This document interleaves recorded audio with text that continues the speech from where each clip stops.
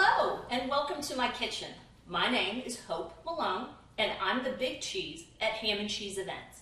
Today I'm going to show you how to cut a boneless chuck roast. Similar to carving, but we're going to talk about it in a little different terms. We've already got our chuck roast that has been cooked and prepared.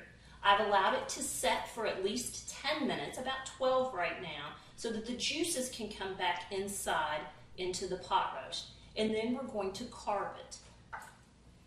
I've got the pot roast, and we're going to put it on a cutting board that actually has an indentation, because when we cut it, it's going to release the juices. So this is a boneless chuck roast, so we don't have to worry about the bone that would be right in the center. It's going to be very similar. We're going to cut it across the grain of the meat so that it has a thinner portion and is more tender. Cutting it with the grain will cause the meat to be chewy. So we've got a sharp knife. I like to have tongs so that you don't burn your fingers. And you just want to lay your chuck roast so that you can cut it across the grain in a nice, smooth motion.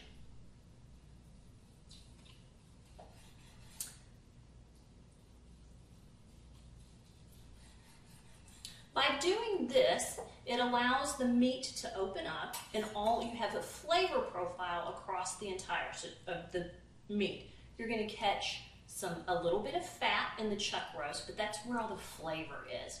So once you've got it cut, you just want to platter it up, and if you have any fresh vegetables or roasted vegetables, you want to lay that as well on the plate. My name is Hope Malone. I'm the big cheese at Ham and Cheese Events. Today, I've showed you how to cut a boneless chuck pot roast.